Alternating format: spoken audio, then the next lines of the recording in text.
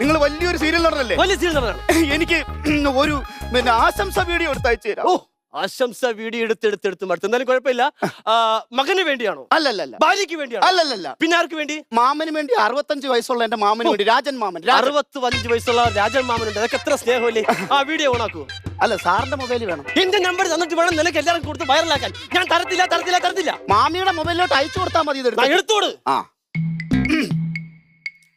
Hi, നമസ്കാരം. ഒന്നുകൂടെ lock.